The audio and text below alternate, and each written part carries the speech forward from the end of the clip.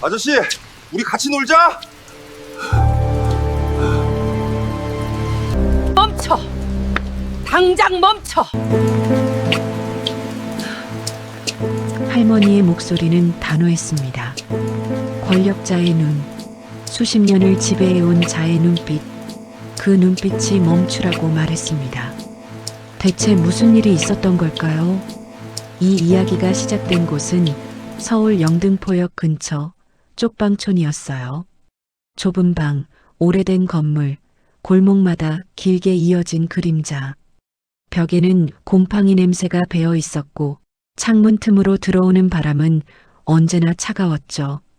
이곳엔 서로 의지하며 살아가는 노인들과 노숙인들이 있었습니다. 누구도 서로의 과거를 묻지 않았어요. 그냥 오늘 하루를 버티는 것만으로도 충분했으니까요. 이곳에 그 할머니가 나타난 것은 6개월 전이었습니다. 복순 할머니 모두들 그분을 그렇게 불렀죠. 70이 넘은 작은 체구의 노인이었습니다.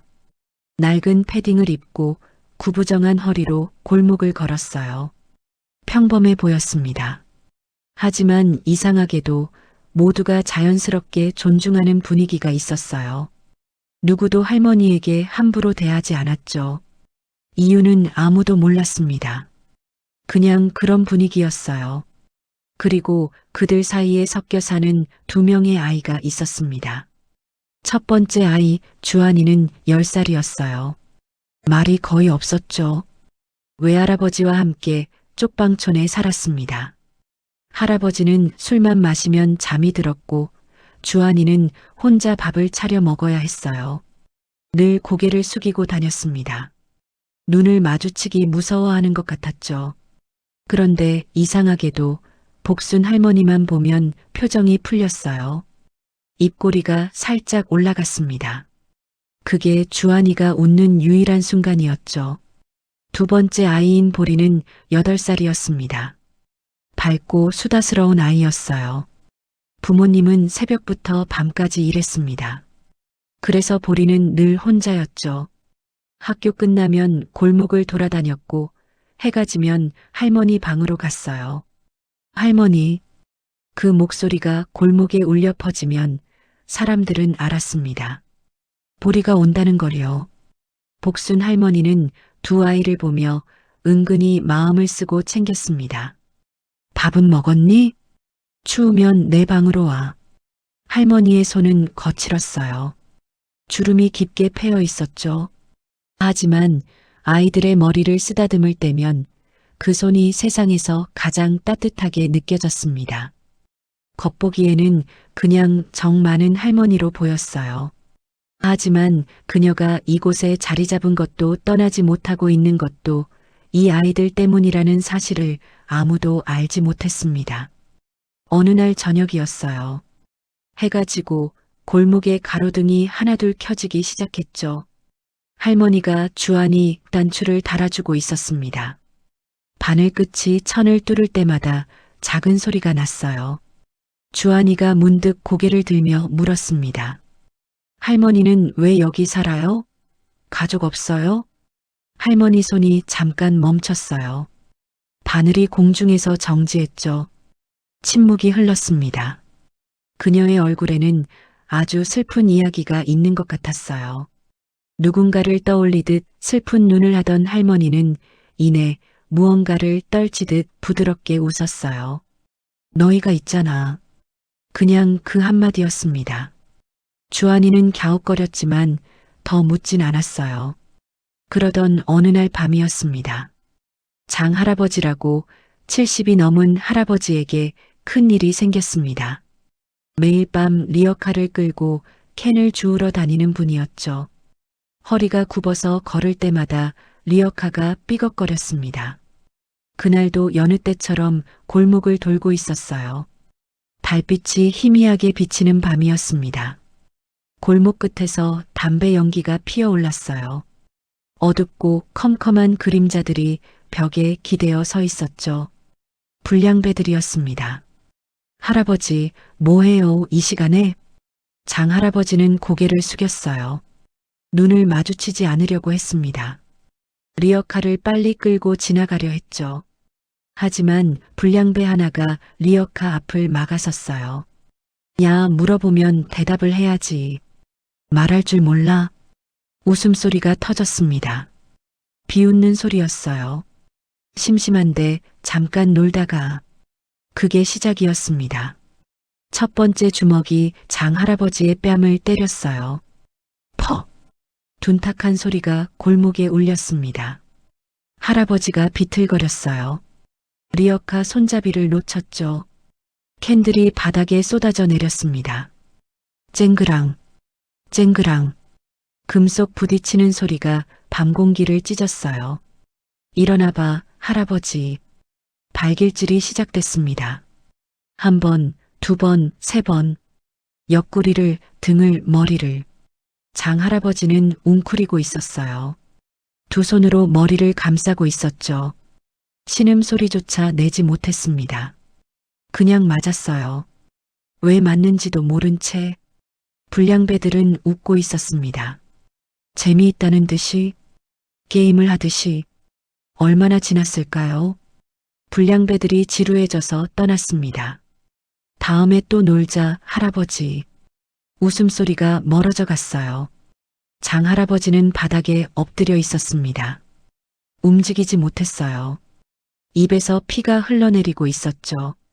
차가운 아스팔트 위에 피가 번졌습니다. 달빛만이 할아버지를 비추고 있었습니다. 다음 날 아침이었어요. 누군가 비명을 질렀습니다. 어머, 장할아버지. 쪽방촌 사람들이 모여들었어요. 장할아버지는 겨우 자기 방까지 기어들어와 있었습니다. 얼굴은 알아볼 수 없을 정도로 부어 있었어요. 입술이 터져서 말라붙은 피가 덕지덕지 붙어 있었죠. 눈 밑은 시퍼렇게 멍이 들어 있었습니다. 오른쪽 눈은 아예 뜨지 못했어요. 숨을 쉴 때마다 가슴에서 그르렁거리는 소리가 났습니다. 갈비뼈가 부러진 것 같았죠. 사람들은 공포에 휩싸였어요. 누가 이런 짓을. 경찰에 신고해야 하는 거 아니야? 하지만 누구도 움직이지 않았습니다. 신고해봤자 소용없다는 걸 알고 있었으니까요. 이 동네에선 경찰이 늦게 오거나 아예 오지 않았죠. 보리가 울먹이며 말했습니다. 할머니, 우리도 저렇게 되는 거예요? 목소리가 떨리고 있었어요. 8살 아이의 눈에 두려움이 가득 차 있었습니다. 주아는 아무 말 없이 할머니 뒤에 숨었어요. 옷자락을 꽉 잡고 있었죠. 손이 하얗게 질려 있었습니다. 복순 할머니는 아이들 손을 꼭 잡으며 말했어요. 괜찮아. 너희는 내가 지킨다. 하지만 할머니의 표정엔 심각한 결심이 번져 있었습니다. 부드러운 눈이 아니었어요. 단단하고 차갑고 무언가를 결정한 사람의 눈이었죠. 손가락 끝이 미세하게 떨리고 있었습니다. 분노였어요. 오랫동안 억눌러왔던 것이 표면으로 올라오고 있었죠. 그날 밤이었습니다. 아이들이 잠든 후였어요. 복순 할머니는 창가에 앉아 담배를 피웠습니다. 연기가 천천히 피어올랐어요. 창문 너머로 골목이 보였죠. 어둠 속에서 가로등 하나만 깜빡이고 있었습니다. 할머니는 오래된 서랍을 열었어요. 먼지가 희미하게 날렸죠. 거기서 꺼낸 건 낡은 폴더폰이었습니다. 10년은 됐을 것 같은 구식 전화기였어요. 화면에 금이 가 있었죠. 전화번호부를 열었습니다. 딱 하나, 이름 하나만 저장되어 있었어요. 형서봐. 할머니가 전화를 걸었습니다. 신호음이 2번 울렸어요. 상대가 받았습니다. 할머니는 단 한마디만 했어요. 지금 영등포로 와라. 단지 그 말만을 하고는 그녀는 전화를 끊었습니다. 담배를 한 모금 깊이 빨아들였어요. 연기가 천천히 입 밖으로 새어나왔죠. 30분 후였습니다. 골목 입구에 고급 승용차가 급하게 멈춰 섰어요. 엔진 소리가 끊어지더니 차문이 열렸습니다. 검정 패딩을 입은 건장한 남자 한 명이 내렸어요. 40 초반쯤 되어 보였습니다. 몸에서 긴장감이 느껴졌죠. 남자는 빠른 걸음으로 골목 안으로 들어왔어요. 숨이 가빴습니다. 달려온 것 같았죠. 그리고 할머니를 보는 순간 멈춰섰습니다. 남자는 허리를 깊이 숙였어요. 거의 90도로. 오랜만입니다, 어르신. 쪽방촌 사람들이 멀리서 지켜보고 있었습니다. 다들 어리둥절했어요. 저 사람 누구야? 근데 왜 우리 할머니에게 고개를 숙이지? 차가 뭐야? 저거 외제차 아니야? 수군거리는 소리가 들렸어요. 아이들도 창문 틈으로 지켜보고 있었습니다. 주한이의 눈이 커져 있었어요. 보리는 입을 다물지 못했죠. 형섭이라는 그 남자, 장할아버지 방으로 들어갔습니다. 할아버지의 상태를 보더니 할머니에게 한마디를 건넸죠. 이 정도는 제가 처리하겠습니다. 의료 가방을 열었어요. 안에는 전문 도구들이 들어 있었죠. 붕대, 소독약, 봉합 도구까지. 숙련된 손놀림으로 치료를 시작했습니다. 손끝이 빠르고 정확했어요. 마치 수백 번 해본 것처럼. 장할아버지가 올려다보면서 물었어요. 목소리가 갈라져 있었죠. 자네 의사야? 형섭이 잠깐 머뭇거렸습니다. 그리고 대답했어요. 비슷한 일을 했습니다. 그는 마치 누군가가 다치고 상처가 나면 고치는 일을 오랫동안 해온 듯 보였습니다. 그리고 할머니에 대한 예의와 존경이 묻어나게 움직였습니다. 할머니 역시 얼굴 표정 하나 바꾸지 않고 조용히 그를 바라봤죠. 평소에 보던 할머니의 모습이 아니었습니다. 얼굴에 웃음기가 사라졌고 매서운 분위기까지 생겼다고 할까요? 다들 이상하다고 느꼈지만 아무 말 하지 않았습니다. 아니 할 수가 없었어요. 누구도 입을 열지 않았지만 모두가 느끼고 있었어요. 할머니는 우리가 생각하는 사람이 아니다. 그날 밤 골목엔 이상한 긴장감이 감돌았습니다. 할아버지를 치료하고 그가 떠난 이후 골목의 상황은 더 나빠졌습니다. 불량배들은 연달아 쪽방촌과 노숙인들을 공격했어요. 밤마다 비명소리가 들렸죠. 아침이면 누군가 닫혀 있었습니다. 폐지 줍는 노인이 리어카째 넘어졌어요. 노숙인 한 명은 이빨이 2개나 부러졌죠. 여자 혼자 사는 방에 돌멩이가 날아들었습니다. 공포가 쪽방촌을 뒤덮었어요. 아이들조차 밖에 나가는 것이 위험해졌습니다. 그리고 그 일이 일어났어요. 주한이가 폐지를 주우러 나갔다가 벌어진 일이었습니다. 할아버지가 술에 취해 잠들어서 주한이 혼자 리어카를 끌고 나갔어요. 용돈이 필요했거든요. 골목 끝에서 그놈들을 마주쳤습니다. 야, 저거 아까 그 노인네 손자 아니야? 웃음소리가 들렸어요. 주한이는 도망치려 했습니다. 하지만 다리가 얼어붙었어요. 첫 번째 돌이 날아왔습니다. 팔을 스쳤어요. 아팠지만 소리를 지르지 못했습니다. 두 번째 돌이 등을 맞았어요. 퍽! 주한이가 앞으로 넘어졌습니다. 무릎이 바닥에 부딪혔어요. 살이 찢어졌죠. 피가 흘러내렸습니다. 뛰어라, 뛰어. 느려. 웃음소리가 등 뒤에서 들렸어요. 사냥감을 몰듯이 주한이는 기어서 도망쳤습니다. 울면서 아무 소리도 내지 못하고 겨우 쪽방촌에 도착했을 때 주한이는 온몸이 흙투성이었어요. 무릎에서 피가 뚝뚝 떨어지고 있었죠. 얼굴은 눈물범벅이었습니다. 하지만 소리내어 울지 않았어요. 입술을 깨물고 있었죠. 피가 났습니다. 복순 할머니가 달려왔어요. 주한아. 할머니가 주한이를 안았습니다. 작은 몸이 덜덜 떨고 있었어요. 할머니의 손이 주한이의 상처를 만졌습니다. 피가 손에 묻었어요. 할머니의 눈빛이 변했습니다. 부드러움이 사라졌어요. 차가운 분노가 올라왔죠. 손가락 끝이 떨리고 있었습니다. 누가 이랬어. 목소리가 낮았어요. 하지만 그 안에 담긴 감정은 무서웠습니다. 보리는 겁에 질려 할머니 옷자락을 붙들고 놓지 않았어요. 할머니 무서워요. 울음소리가 새어나왔습니다. 복순 할머니는 아이들의 머리를 쓰다듬었어요. 하지만 눈빛은 달랐습니다. 인내심이 한계에 다다르고 있었죠. 그날 밤 아이들이 잠든 후였습니다.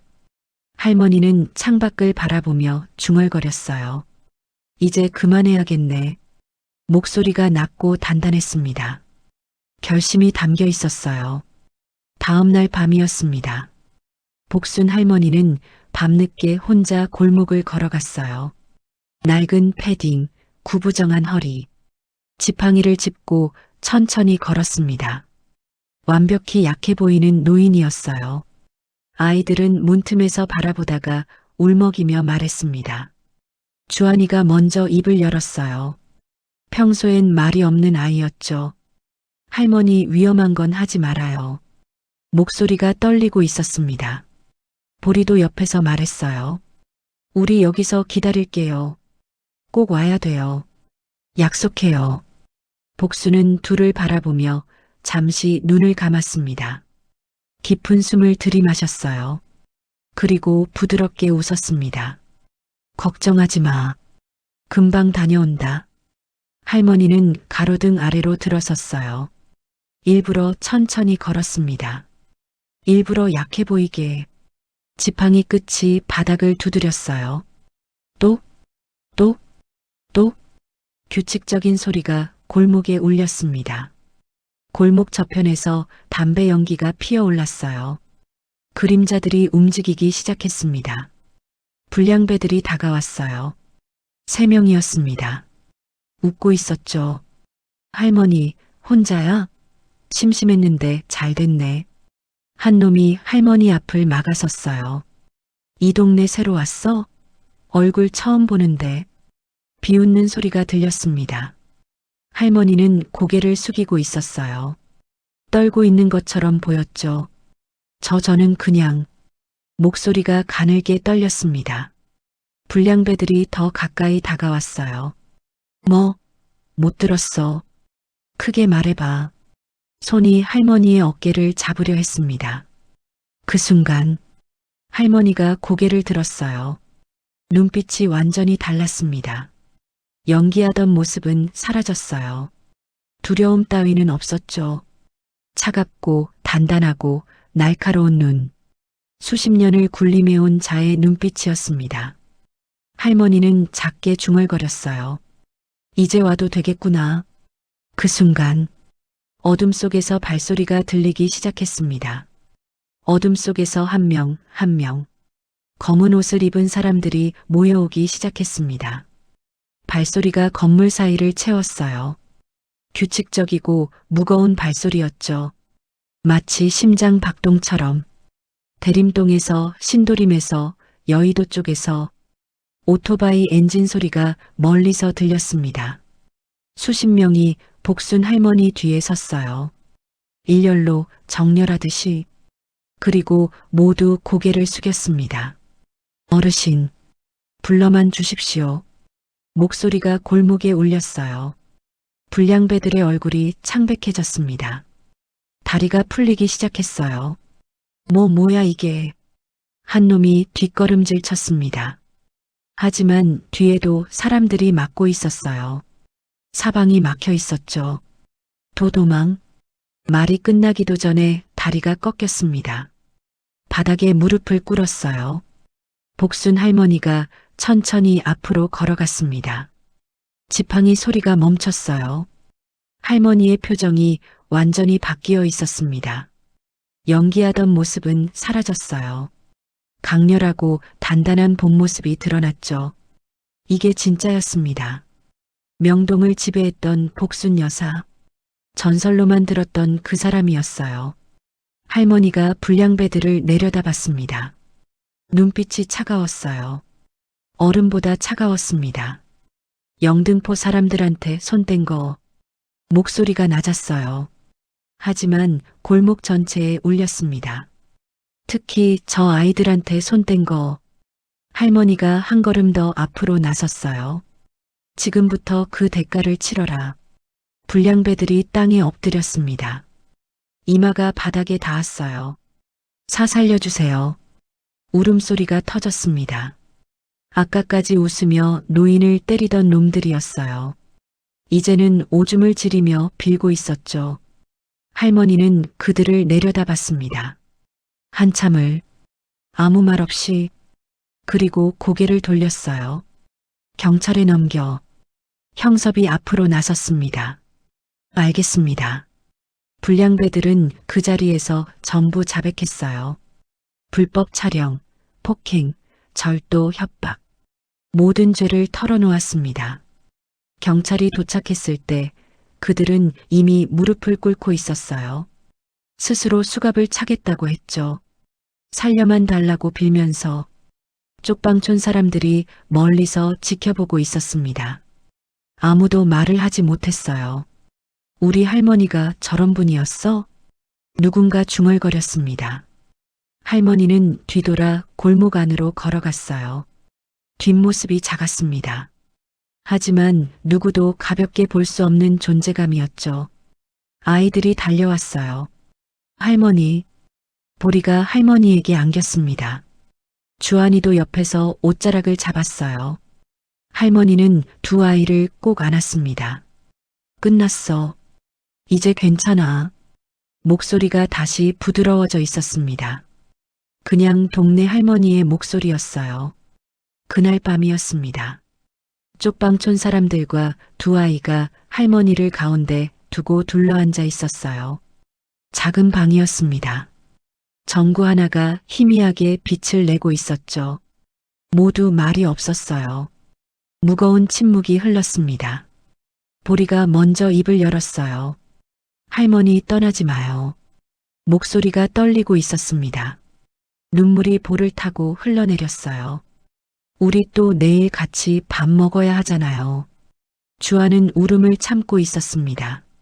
하지만 입술이 파르르 떨리고 있었어요. 할머니 손을 꼭 잡고 있었죠. 놓지 않으려는 것처럼.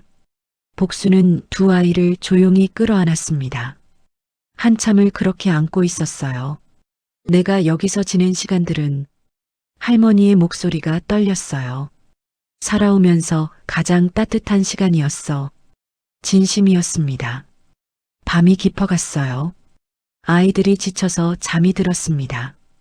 할머니는 잠든 아이들을 이불 위에 눕혔어요. 이마에 입술을 댔습니다. 그리고 창가에 앉았어요. 담배를 피우지 않았습니다. 그냥 밖을 바라봤어요. 달빛이 창문을 통해 들어왔습니다. 아이들의 얼굴을 비췄어요. 할머니는 서랍에서 작은 사진을 꺼냈습니다. 지난달 골목에서 찍은 사진이었어요. 주한이와 보리와 함께 찍은 사진. 유일한 가족 사진이었죠. 할머니의 손가락이 사진 위를 쓰다듬었습니다. 아이들의 얼굴을. 내가 있으면. 할머니가 속삭였어요. 목소리가 갈라졌습니다. 너희가 위험해지지. 오늘 일로 세상에 알려졌습니다. 복순 여사가 영등포에 있다는 것이. 옛 원수들이 찾아올 수도 있었어요. 복수를 하려는 자들이. 그러면 이 아이들이 위험해지는 겁니다. 할머니는 사진을 한참 동안 바라봤어요. 손이 떨리고 있었습니다. 떠나야 한다는 걸 알고 있었어요. 하지만 발이 떨어지지 않았습니다. 아이들의 잠든 얼굴을 다시 바라봤어요. 보리의 볼에 눈물 자국이 남아 있었습니다. 주한이는 잠들면서도 할머니 옷자락을 잡고 있었어요. 할머니의 눈시울이 붉어졌습니다. 눈물이 고였어요. 미안해. 할머니가 속삭였습니다. 정말 미안해. 떠나면 아이들이 상처받을 거라는 걸 알았어요. 하지만 남으면 더 큰 위험이 올 수 있었죠. 어느 쪽을 선택해도 아이들을 아프게 하는 거였습니다. 할머니는 한참을 앉아 있었어요. 창밖이 희미하게 밝아오기 시작했습니다. 새벽이 다가오고 있었죠. 결심이 섰습니다. 할머니는 조용히 일어났어요. 캐리어를 꺼냈습니다. 짐을 챙기기 시작했어요. 손이 떨렸습니다. 눈물이 흘러내렸어요. 하지만 멈추지 않았습니다. 마지막으로 아이들을 바라봤어요. 잘 살아라. 할머니가 속삭였습니다. 할머니가 어디서든 지켜볼게. 문을 열었습니다. 새벽 공기가 차가웠어요. 할머니는 뒤를 돌아보지 않았습니다. 돌아보면 떠나지 못할 것 같았으니까요. 발걸음을 옮겼어요. 천천히 골목을 빠져나갔습니다. 아침이었습니다. 창문 사이로 햇살이 들어왔어요. 새소리가 들렸습니다. 주한이가 눈을 떴어요. 옆에 보리가 잠들어 있었습니다. 할머니가 보이지 않았어요. 주한이가 일어나 할머니 방으로 갔습니다. 문을 두드렸어요. 할머니, 아침이에요. 대답이 없었습니다. 문을 열었어요. 방은 텅 비어 있었습니다. 마치 아무도 살지 않았던 것처럼 창문이 열려 있었어요. 바람이 들어오고 있었습니다. 커튼이 천천히 흔들렸죠. 책상 위에는 봉투 하나만 남아 있었습니다. 우리 식구들 앞으로. 주한이의 손이 떨리기 시작했어요. 뒤에서 보리의 목소리가 들렸습니다. 오빠, 할머니 어딨어? 보리가 방 안을 둘러봤어요. 텅 빈 방을. 할머니, 할머니. 보리가 소리쳤습니다. 울음이 터졌어요. 주한이도 눈물이 흘러내렸습니다. 소리 없이 주한이가 떨리는 손으로 봉투를 열었습니다. 쪽방촌 사람들 이름으로 된 쉼터 계약서, 2년치 선납된 임대 영수증, 사람들 각자에게 소액의 봉투, 그리고 편지 한 장. 나는 떠날 준비가 되어 있었지만 너희들 때문에 이곳에서 조금 더 머물렀었다. 아무도 남아있지 않은 나에게 너희가 유일한 가족이 되어줬지. 하지만 이제는 너희끼리 살아가야 해. 쪽방촌 어른들이 너희를 돌봐줄 거야. 그러니 씩씩하게 버티렴. 잊지 마라. 너희는 뭐든지 할 수 있어. 내가 그렇다면 그런 거야. 알지?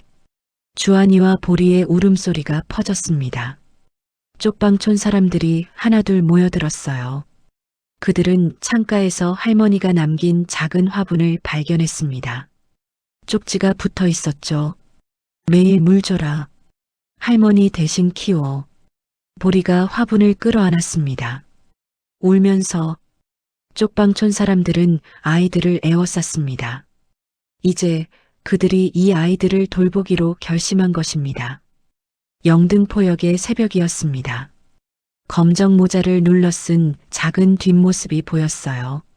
낡은 패딩, 구부정한 허리. 캐리어 하나를 끌고 있었습니다. 기차가 들어왔어요. 할머니가 올라탔습니다. 손에는 작은 사진 한 장이 들려 있었어요. 아이들과 함께 찍은 사진. 할머니의 손가락이 사진 위를 쓰다듬었습니다. 기차가 출발했어요. 창밖 풍경이 흘러갔습니다. 할머니의 실루엣이 점점 작아졌어요. 그리고 사라졌습니다. 1년이 지났습니다. 쪽방촌은 조금 달라져 있었어요. 할머니가 남긴 쉼터가 운영되고 있었죠. 사람들은 서로를 더 챙기게 됐습니다. 주한이는 반에서 1등을 했어요. 보리는 그림 대회에서 은상을 받았습니다. 그림 제목은 우리 할머니였죠. 둘 다 화분을 아직 키우고 있었어요. 이제는 꽃이 피어 있었습니다. 작고 하얀 꽃이었죠. 어느 날 저녁, 보리가 화분에 물을 주며 말했습니다. 할머니, 오늘 칭찬받았어요. 주한이가 옆에서 조용히 덧붙였어요. 할머니 덕분이에요. 바람이 불었습니다. 꽃잎이 살랑거렸어요. 마치 대답하듯이. 아이들은 웃었습니다.